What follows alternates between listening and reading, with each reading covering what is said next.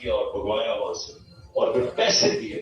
کوئی رفیق تاڑڑ وہ پیسے لے کے بریف کیس لے کے گیا اور کوئٹہ بینچ خریدا. اور وہ چیف جسٹس جو سب آج تک سب سجاد علی شاہ کو سمجھتے ہیں کہ وہ ایک ایماندار دیانتدار چیف جسٹس تھا, اس کو سپریم کورٹ سے انہوں نے ہٹوایا. انہوں نے جوڈیشری کو تقسیم کیا. اور آج میں یہ دیکھ رہا ہوں لا منسٹر نے جو اسٹیٹمنٹ دی ہے شرمناک, پھر سے جوڈیشری کو تقسیم کرنے کی کوشش کی. یہ جو لا منسٹر کی جو کوشش ہے اور نون لیگ کی ہمیشہ یہ کوشش رہی ہے کہ یہ انصاف سے بھاگتے ہیں, یہ آزاد عدلیہ کو کبھی نہیں بچائیں گے, کیونکہ یہ سارے اداروں کو کنٹرول کر کے ہی غیر قانونی چیز کر سکتے ہیں. جب تک ججز ان کے کنٹرول میں نہ ہو, اور یہ جب ایک جج کو ٹیلی فون کر کے کہہ رہے ہیں کہ میرے جی کو 3 سال نہیں 5 سال سزا ملنی چاہیے, یہ اس طرح کے ججز چاہتے ہیں. ان کو کبھی بھی آزاد اور کریڈیبل دیانتدار عدلیہ ان کو کبھی بھی پسند نہیں ہے. اگر ایک معاشرے کے اندر انصاف نہیں, وہ معاشرے میں خوشحالی نہیں آتی. ابن خلدون دنیا کا ایک اپنے ٹائم کا جس کو کہتے ہیں فادر آف ماڈرن ہسٹوگرافی, اس سے بڑا کوئی ذہن نہیں تھا. وہ لکھتا ہے کہ میری زندگی کا تجربہ, قرآن پڑھ کے بھی اور زندگی کا تجربہ یہ کہ اللہ نے انسان کو زمین پہ بھیجا ہی ایک مقصد سے ہے کہ میری زمین پہ انصاف قائم. اور یہ جو ونسٹن چرچل کی جو بات کی جاتی ہے جب برطانیہ تباہ ہو رہا ہوتا ہے, تو وہ تب کہتا ہے, وہ پوچھتے ہیں جی ہم بچ جائیں گے, اس سے کیا اگر آپ کی عدالتیں انصاف دے رہی ہیں تو آپ تباہ نہیں ہو سکتے. حضرت علی رضی اللہ تعالیٰ کہتے ہیں کفر کا نظام چل جائے گا لیکن نا انصافی کا نظام نہیں چل سکتا. تو یہ میں 26 سال پہلے اس تحریک انصاف کی تحریک کا نام رکھا. رول آف لا جو ہے وہ فنڈامنٹل چیز ہے جو فرق کرتا ہے معاشروں میں. ابھی رول آف لا انڈیکس کی بات کر رہے تھے گوندل صاحب کہ ہم 130 نمبر پہ, دنیا میں 130 نمبر پہ. سوئٹزرلینڈ دنیا میں نمبر 1 پہ, رول آف لا انڈیکس پہ سوئٹزرلینڈ نمبر 1 پہ, ہم 130 پہ.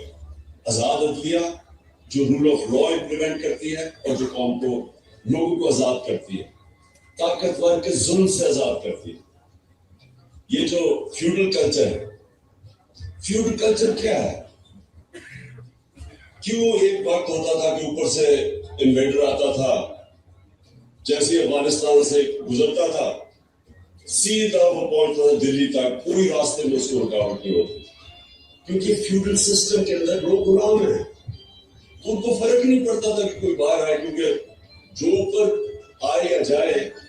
بابر کے اوپر یہ بابر کی ایک جو پہلا مغل بادشاہ جب آیا تھا تو اس کے اوپر یہ انسیڈنٹ بتایا جاتا ہے کہ وہ جب آیا تو اس نے چھوٹی سی پہلے ریڈ کیا, فتح کرنے سے پہلے اس نے ایک ریڈ کی پانی پت سے پہلے سیالکوٹ کے پاس. تو کہتا ہے ایک چھوٹی سی لڑائی ہوئی, یہ جیت گئے. تو کہتا ابھی وہ شام کو بیٹھا دیکھا تو تھوڑی دور, لڑائی سے تھوڑی دور ایک کسان اپنا ہل چلا رہا. بڑا حیران ہوتا ہے کہ اس کو کوئی فرق ہی نہیں پڑا کہ کوئی باہر سے فوج ہے یا لڑائی ہوئی ہے. وہ کسان کو بلاتا ہے شام کو, کہتے ہیں تم بڑے دلیر آدمی ہو گئے کہ تمہیں فرق ہی نہیں پڑا کہ باہر سے کوئی فوج ہے یا لڑائی. وہ کہتا ہے میرا کسان, میرا حل چلتا ہے, مجھے کیا فرق پڑتا ہے کون آئے کون جائے, کیونکہ وہ تو آزاد ہی نہیں تھا. کیوں سارا قبائلی علاقہ اور افغانستان کیوں ہمیشہ اپنی آزادی کے لیے لڑتے ہیں؟ کیونکہ وہ آزاد ہیں. ان کا جو سسٹم ہے جرگا سسٹم, وہ بیسکلی ریپرزینٹ کرتا ہے. ان کی جوری سسٹم بھی بن جاتا ہے, ان کو انصاف بھی مل جاتا ہے, اور ان کی آواز بھی ہوتی ہے, وہ پھر لوکل گورنمنٹ بھی بن جاتی ہے. تو وہ ہمیشہ لڑتے تھے. جو آتا ہے افغانستان میں ہمیشہ وہ لڑنا اپنے آزادی کے لیے لڑتے ہیں. قبائلی علاقے 80 سال انگریز کے خلاف قبائلی علاقے میں لڑتے رہے لوگ, کیونکہ ان کا سسٹم آزاد ہے. سو آزاد, جب ہم آزادی کی بات کرتے ہیں یہ یاد رکھیں کہ فیوڈل سسٹم جس کے اندر طاقتور کے لیے قانون, کمزور کے لیے دوسرا, اس کے اندر کبھی اس معاشرے کا پوٹینشیل اوپر نہیں آتا. ایکسپورٹس والی ریکارڈ تھی, ریمیٹنسز ریکارڈ تھی, لیکن جو انویسٹمنٹ تھی جس سے اصل میں پاکستان اٹھنا ہے, اس کے سب سے بڑی رکاوٹ اس کے سامنے رول آف لا نہیں ہونے کی. कॉन्ट्रैक्ट इन्फोर्समेंट नहीं, बड़े बड़े इन्वेस्टर रहते हैं जो, और जो मैस लेवल पे जो आपके ओवरसीज इन्वेस्टर्स हैं जो कि छोटी छोटी इन्वेस्टमेंट कर सकते हैं, 1 करोड़ में से 20 लाख पाकिस्तानी इन्वेस्टमेंट करते हैं, 1 करोड़ में से 20 लाख भी इन्वेस्ट करते हैं। पाकिस्तान को कोई किसी से पैसे लेने की जरूरत नहीं, कोई IMF के पास जाने की जरूरत नहीं। तो पूछो वो इन्वेस्ट क्यों नहीं करते हैं? सबसे बड़ा उनका प्रॉब्लम ये है कि जहां जैसे ही वो फंसते हैं अदालतों में, उनको कोई एतमाद नहीं है कि हम इंसाफ मिले। जो आज पाकिस्तान का मुस्तकबिल है, फ्यूचर जिस तरफ हम जा रहे हैं, ये लाजिम है कि अगर हम रूल ऑफ लॉ इस मुल्क में नहीं इस्टेब्लिश करते, हम कभी भी इस मुल्क को इस दलदल से नहीं निकाल सकते। हमारी जो माइशत है, मैं तो पहले इस तरह माइशत के ऊपर बात करता हूँ कि ये कभी भी प्रॉस्पर नहीं कर सकती जब तक कि पाकिस्तान में रूल ऑफ लॉ नहीं आता, हम इस्टेब्लिश नहीं करते।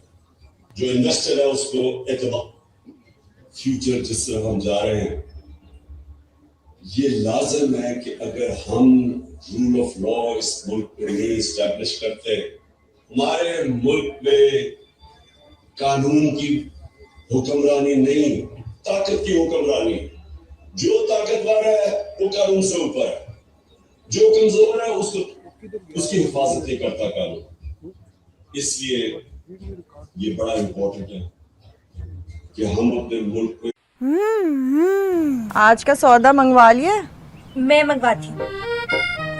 मुश्ताक, ये जो आप इंसाफ की जो तहरीक है इस मुल्क में रूल ऑफ लॉ कायम करने के लिए, ये मुल्क का फ्यूचर है।